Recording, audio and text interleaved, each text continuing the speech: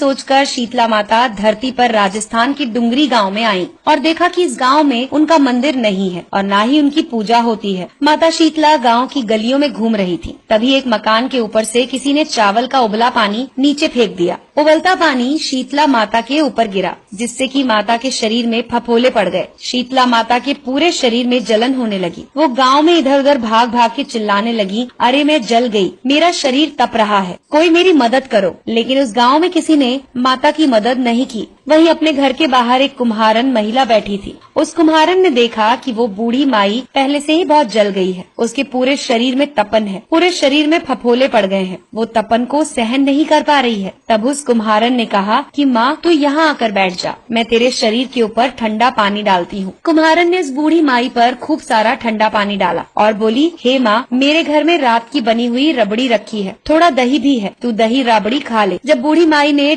ज्वार के आटे की राबड़ी और दही खाई तो उसके शरीर को ठंडक मिली। तब उस कुम्हारन ने कहा, माँ बैठ, तेरे सिर के बाल बिखर गए हैं, ला मैं तेरी चोटी बना देती हूँ। कुम्हारन माई की चोटी गूंथने के लिए कंघी से बालों में करती रही। अचानक कुम्हारन की नजर बूढ़ी माई के सिर के पीछे पड़ी तो कुम्हारन ने देखा कि एक आंख बालों के अंदर छुपी हुई है। ये देखकर वो कुम्हारन डर के मारे भागने लगी। तब उस बूढ़ी माई ने कहा कि रुक जा बेटी, तू डर मत, मैं भूत प्रेत नहीं हूँ, मैं शीतला देवी हूँ। मैं तो इस धरती पर देखने आई थी कि कौन मुझे मानता है, कौन मेरी पूजा करता है। इतना कहकर माता ने अपने हीरे जवाहरात के आभूषण पहने हुए, सिर पर स्वर्ण मुकुट धारण किया हुआ अपना असली रूप उसको दिखाया। माता के दर्शन कर कुम्हारन सोचने लगी कि अब मैं गरीब, इस माता को कहाँ बिठाऊं। तब माता बोली, हे बेटी, तू किस सोच में पड़ गई है। तब उस कुम्हारन ने हाथ जोड़कर आंखों में आंसू बहते हुए कहा, हे माँ, मेरे घर में तो चारों तरफ दरिद्रता है, मैं आपको कहाँ बिठाऊं। मेरे घर में ना तो चौकी है ना ही आसन। तब शीतला माता प्रसन्न होकर उस कुम्हारन के घर पर खड़े हुए एक गधे पर बैठ गयी